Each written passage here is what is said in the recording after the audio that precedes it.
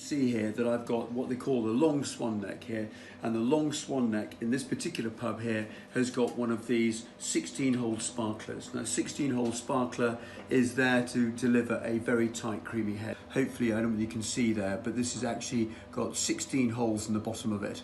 So the 16 holes are designed to shower the beer into the base of the glass whilst it's been able to gather air.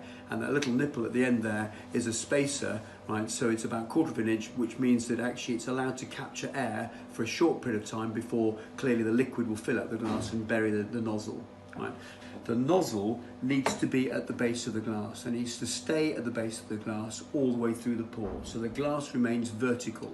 So what I'll need to do is I'll need to pour it. Now what I need to do here with this one is the first pull needs to be a good firm pull, not an easy pull.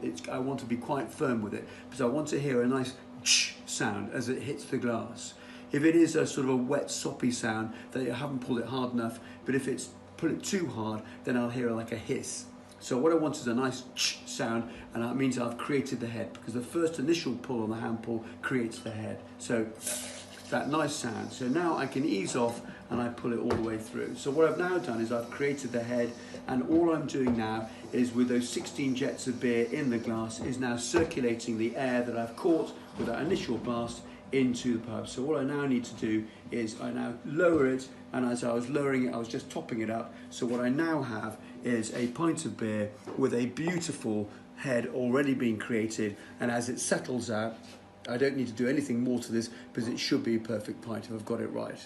Now some of you might well want to do the 2-part pour where you leave it half full or 3/4 full and then come back and top it up. That's brilliant theatre, all in favour of that, but I'll leave that entirely up to you. But the point being here is I poured a pint of cask ale with nothing going in the drip tray. So that is what I would say is an ideal northern pour with a sparkler on the bottom. However, if I was to pour another one, if I just grab a glass here, what I can also do is even though I'm doing it the right way, but if I don't pull it hard enough, so if I can hear that sort of rather wet, soppy sound going on, although this might look fine to start with, actually I've now not aired it properly, because one of the reasons we have the sparklers here is in cask ale is being deoxygenated whilst on its transit from the brewery to the pub. Right, it's been deoxygenated by the natural action of the yeast doing what they call a secondary fermentation. So the idea of sparkling it, or that shower head, is to re-aerate it. Right, so you can see now the difference as this pint settles out. The head is a very thin head, it will collapse very quickly, where this head will last all the way down to the glass. So you have that classic layering of the head all the way down to the bottom of the glass.